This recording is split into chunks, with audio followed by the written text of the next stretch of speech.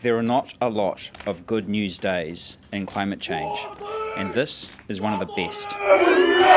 This is a template for governments and steelmakers around the world to think about decarbonisation. This deal stacks up on just about every measure that you could measure it against. This is also incredibly good for the New Zealand electricity sector. Our intention is to install an electric arc furnace, powered by firmed renewable energy and consume recycled scrap that would otherwise be exported. So I'm very pleased to be here today to announce what is by far and away our largest GIDI investment so far. $140 million of co-funding for the construction of a new electric arc furnace here at New Zealand Steel. This will be the largest single emissions reduction project in New Zealand's history. This is not about shutting down heavy industry. This is about inviting them in because we have a profound development resource here for renewable energy. And so if we can attract industry here, bring it on.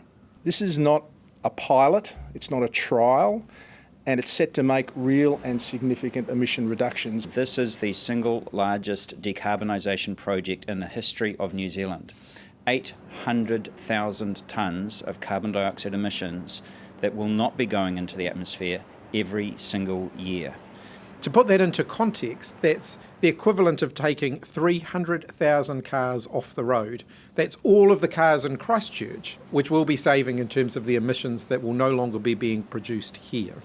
It is a very significant contribution to our efforts as a country to reduce our carbon emissions. And we can't underestimate what a big deal that is, because this upfront investment now helps us avoid those liability costs of not cutting emissions in the future. And I would far rather be doing things like this than paying for other countries to be reducing their emissions. Aside from the social licence to operate, I think it's the retention of a strategic asset in the country and being part of that building and construction supply chain. It's the 1,200 employees that work at Glenbrook. It's the 1,500 employees associated with the steel supply chain.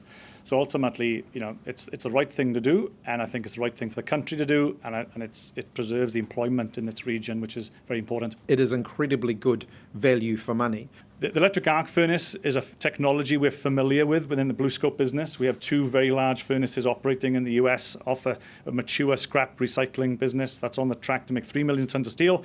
So as an organisation, we are confident in the technology and we know how to run those businesses. So look, we'll look to increase our scrap ratio as a proportion, so we'll reduce our coal proportionally, and we'll continue to look at decarbonising our existing iron making process from iron sand through the use of hydrogen and natural gas and other direct reducing processes as we go forward.